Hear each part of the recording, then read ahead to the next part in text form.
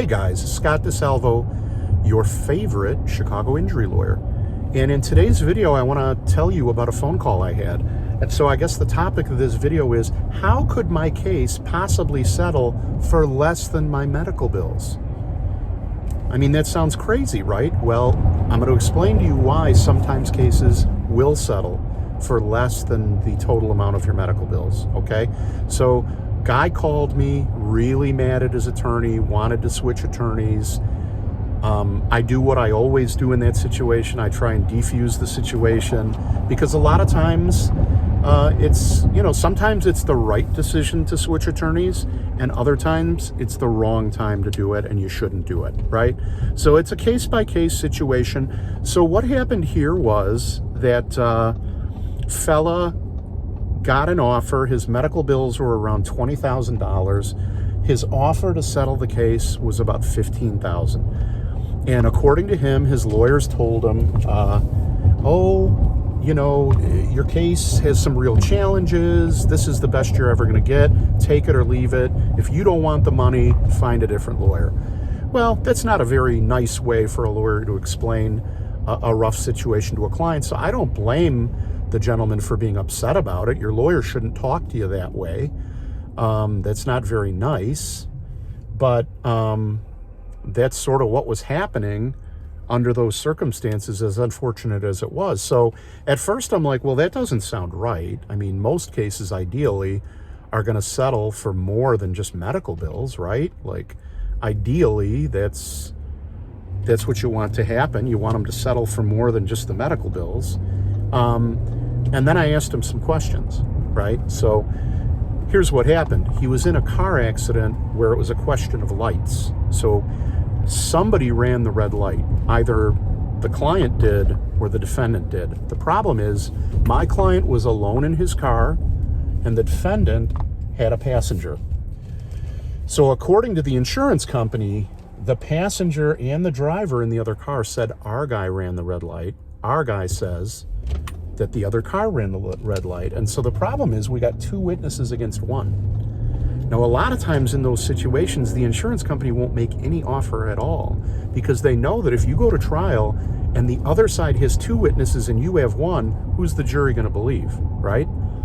So that's problem number one. Problem number two is, after the car crash, the client went to the emergency room, got checked out, got x-rays, no broken bones, didn't even prescribe pain medicine, told him to return to the ER if he was feeling any pain. And then about a month went by before he finally went to his family doctor and said, ever since the car accident, my neck has been hurting. Well, that's what we call a treatment gap. And insurance companies love it because it's a good defense. And the reason they love it is, in front of a jury, how injured is the jury going to think you are if you wait a month to follow up with a doctor? The pain must not be very bad if you wait a month, right?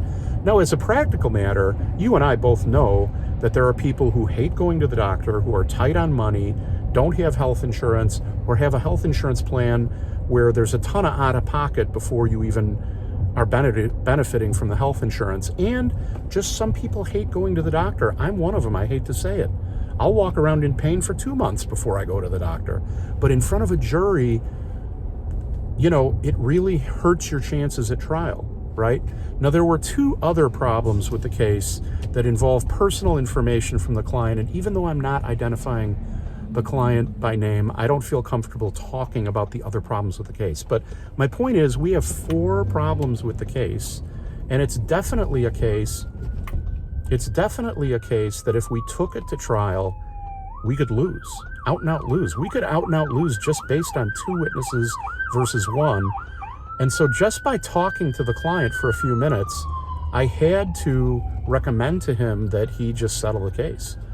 So is it all gloom and doom? Do the doctors get all the money? No, that's not how it works. Usually the cases break down where the settlement amount, about a third of it goes to the lawyer, about a third of it goes to the client, about a third of it goes to the doctors.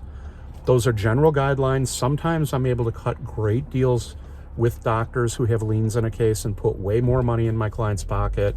Obviously, that's my job. It's not my job to overpay doctors.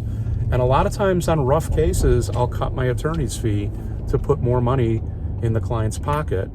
You know, obviously my friends yell at me and say, don't do it. You're an excellent lawyer. You shouldn't be cutting your fee for anybody. Well, thank you. It's a nice compliment, but I don't feel comfortable taking more money than my injured client gets in some of these cases. So that's why I'm willing to do it. And if it's what is required to seal the deal in a tough situation, then I'm willing to do it. So is it possible that you might get an offer and you should settle for less than medical bills? Well, the answer is yes, but there better be a good reason for it, and you better have an attorney willing to do the legwork to put as much of that money in your pocket as possible. So I hope you and your loved ones are well. I hope you're doing well. And if I can be of assistance, you need an injury lawyer, please give me a call, 312-500-4500. Check the description. I've got a bunch of cool links down there that might help you out. And other than that, thanks for watching and have a great day.